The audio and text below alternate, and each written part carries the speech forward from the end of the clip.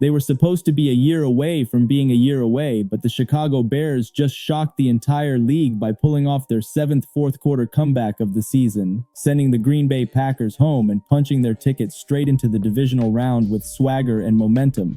So that was one of the most impressive victories I've seen the Chicago Bears have in a long time. This squad has built a reputation around a quarterback who treats pressure like a joke and a young roster that looks at a double-digit deficit as nothing more than a small bump in the road. Analysts keep saying the Bears are running on fumes, claiming the good luck has to crash at some point. But those same analysts have been saying that since week 12 of last season and keep getting proven wrong. Every week the Bears survive, the noise gets louder, the doubt gets weaker, and the belief inside that locker room gets stronger. So the real question now is simple. Are these comeback kids actually a team of destiny ready to shock the world and make a Super Bowl push? Or is the clock finally ready to hit midnight on this gritty Cinderella run? Because right now nobody knows, and that's exactly what makes this team so dangerous. Chicago's fourth quarter identity has become a full-blown storyline by itself. This latest victory stands as one of the most impressive performances the Chicago Bears have delivered in years. A win that showed heart, discipline, and confidence from the opening whistle to the final buzzer. The comeback wasn't luck. This was a team that refused to fold. Coaches said this is a major chance to flip the entire narrative around the franchise, and the players responded with urgency and fire.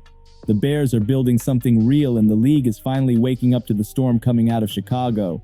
The Chicago Bears might be the most dangerous team in football right now, but if someone has a weak heart, this squad might send them straight to the emergency room because every single game is a roller coaster that never slows down. Is one of the top 5 most clutch quarterbacks in football right now. And he's shown that time and time again with the fourth quarter comebacks, having the poise, having the composure to lead, and the competitiveness that he's shown. This team doesn't just play football. They put your blood pressure in a blender, smash the button, and let it spin for 3 straight hours. Most teams collapse when the fourth quarter hits and the pressure gets heavy.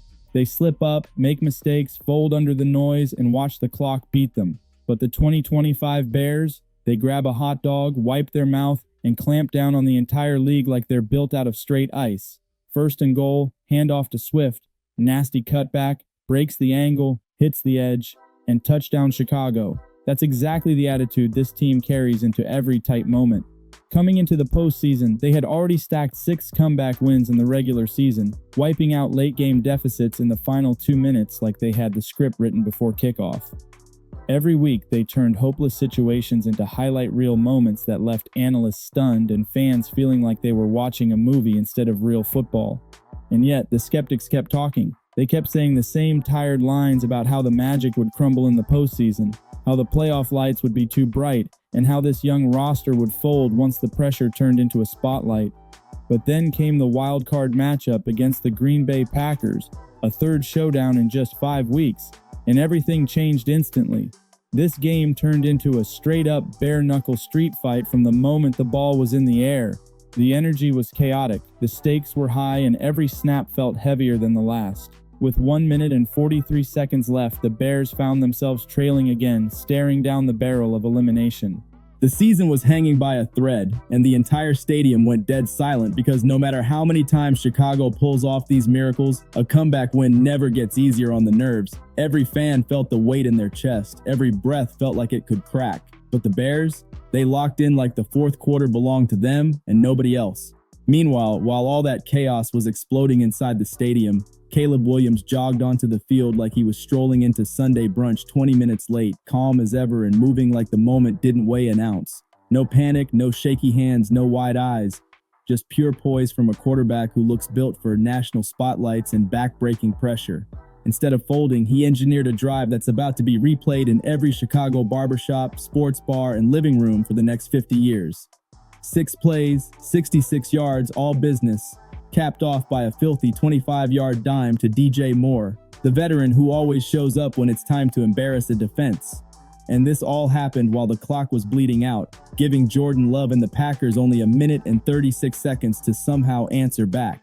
Snap hits his hands, 4-man rush. Caleb gives a nasty double move look, drops back, and fires a missile down the left sideline like he's sniping a target. DJ Moore turns at the 5, snatches it, hits the end zone, and the whole stadium erupts like the ground cracked open. Touchdown Bears. The volume was unreal, the energy was electric, and the Packers instantly looked like they knew it was over the second the ball crossed that line.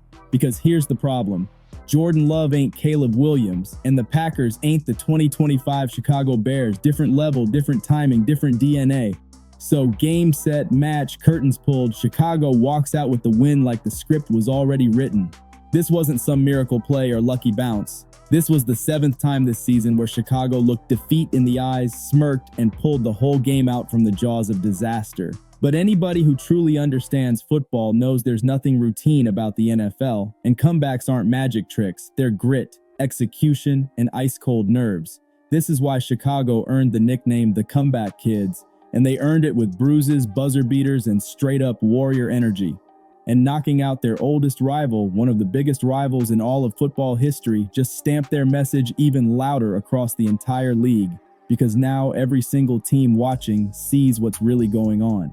You can outscore them early, outrun them in the first half, outgain them in yards, and even outplay them for 3 straight quarters. But unless that clock says 0-0-0, the game is still Chicago's playground. As sources claim, defensive units across the league are already shifting film sessions to focus on stopping Caleb's late-game reads because the Bears are turning the fourth quarter into their personal stage. And right now, they might be the most dangerous team breathing in the NFL, not because they're perfect, but because they refuse to die until the whistle forces them off the field. There needs to be a real honest conversation about Caleb Williams because the noise surrounding him keeps missing the point entirely. File of an elite quarterback. But that conversation doesn't land in Chicago. This city doesn't operate on formulas. Chicago cares about toughness, edge, leadership, and most importantly, winning football games. And Caleb Williams does exactly that. Right now, Caleb Williams stands as one of the 5 most clutch quarterbacks in the entire league. And that label isn't hype. It's backed by cold results. The fourth quarter tape tells the real story. Time after time, when games tighten and defenses get desperate, he stays composed, commands the huddle, and delivers throws that swing seasons. Pressure doesn't shrink him, it sharpens him. That kind of poise can't be graphed or simulated, and it's the one trait every playoff team hunts for and rarely finds. In just his 2nd season, Williams has already evolved from a promising rookie into the unquestioned leader of a playoff locker room. That growth didn't happen by accident. While critics were busy dissecting footwork and release angles, he was stacking wins, owning late-game moments, and earning trust across the roster. The Bears don't rally around him because of projections. They rally because he shows up when everything's on the line. As sources claim, that leadership leap is now impossible to ignore. Williams quietly broke the Chicago Bears' single-season passing yardage record, finishing with 3,942 yards, a mark that puts him in franchise history faster than anyone predicted. That number isn't just impressive, it's symbolic. It represents durability, consistency, and command over an offense that lives in high-pressure situations. Think about that for a moment. In a system still finding its full identity, with defenses keying in every week, he delivered production that surpassed decades of quarterbacks before him. And the most important detail gets overlooked every time. Those yards weren't padded in blowouts. They came in tight games, comeback drives, and late quarter battles where mistakes end seasons. This version of Caleb Williams doesn't chase perfection. He chases results. And right now, that mindset is exactly why Chicago keeps surviving, advancing, and forcing the league to pay attention whether the spreadsheets approve or not. This franchise has been around since the earliest days of football history, built on the shoulders of legends like Sid Luckman and Jim McMahon, yet somehow it never produced a single 4,000-yard passer in all that time. Decades of quarterbacks came and went, and none of them could crack that wall. Then out of nowhere, in just his 2nd year, Caleb Williams walked right up to that milestone and started banging on the door like it owed him money. So much for all the talk about him not being elite. The critics can head back to those basement spreadsheets now, because the numbers they worship keep getting embarrassed by reality. In Chicago, the mindset comes first, and Caleb Williams has a killer one.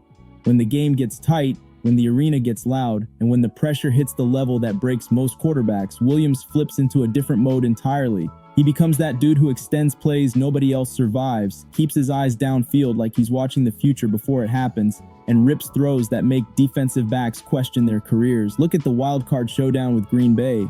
The Iceman dropped 361 yards and 2 touchdowns while leading another comeback drive that felt like destiny in motion. Yeah, he threw 2 interceptions, but that's the Caleb Williams experience. He will take risks, he will make mistakes, and he will still be the one delivering the knockout blow when everything is on the line. That's why the coaching staff, the locker room, and the entire city ride with number 18 until the wheels fall off, because he's got that rare, unteachable energy that analytics will never measure.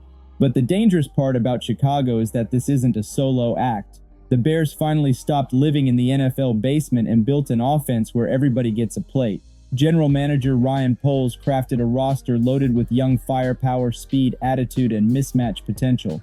For years, Chicago was where wide receivers went to disappear. Now it's where they go to thrive. This season alone, 4 different pass catchers topped 600 yards, and they all contributed in different ways that made the offense unpredictable. DJ Moore stayed consistent all year, finishing with 682 yards and 6 touchdowns, always steady when the team needed grown man plays. Rome Odunze erupted early before cooling off in December, but his presence on the outside keeps defenses honest. Then came the rookies, and that's where the whole offense leveled up. Luther Burden III, the speed demon out of Missouri, turned into a straight spark plug every time he touched the ball, ending with 652 yards but feeling like he delivered double that in impact. And then Colston Loveland, the tight end who transformed into Williams' most reliable safety valve, finished the year with 58 catches, 713 yards, and 6 touchdowns after a quiet start. Every big drive seemed to run through him, especially when the Bears needed someone to body through traffic and snatch a tough grab. This offense has shifted from predictable to straight lethal, with Williams at the wheel, Moore handling the vet work, Odunze stretching the field, Burden flipping the script with raw speed, and Loveland punishing linebackers who underestimate him. Chicago finally built something real, a unit that doesn't rely on miracles but delivers them anyway. He stayed consistently open over the middle of the field, exploiting soft spots in zone coverage and using athletic burst to separate from linebackers who simply could not keep up. That reliability explains why Caleb Williams targeted Colston Loveland 38 times over the final 3 weeks of the regular season. That volume is no accident. It reflects trust, timing, and chemistry built under pressure when defenses tighten and windows disappear. Loveland became the chain mover, the bailout option, and the momentum shifter when plays broke down. The ground game deserves equal respect. DeAndre Swift and Kyle Monangai combined for nearly 1,900 rushing yards and 15 total touchdowns, giving the offense a physical backbone that forced defenses to stay honest. That production allowed Chicago to close games when leads appeared, even if those moments were rare. The balance between speed, power, and patience turned the offense into a matchup nightmare that wore opponents down late. This unit operates as a true pick-your-poison offense. Double coverage on DJ Moore, and Rome Odunze eats one-on-one outside. Sit back in coverage, and Swift or Monangai carve lanes on the ground. Bring pressure, and Williams escapes the pocket, extending plays until Loveland or Luther Burden III breaks free for explosive gains. The result is an offense that punishes hesitation and thrives on defensive mistakes. With most of the core under 25 years old, this surge signals more than a hot season. It marks the opening of a competitive window that projects long-term relevance and sustained danger. While the offense generates the highlights, the defense lays the foundation. This unit specializes in momentum theft, flipping games with sudden violence and sharp instincts. Speed to the ball, physical tackling, and relentless pressure define the identity. Statistically, the impact is undeniable.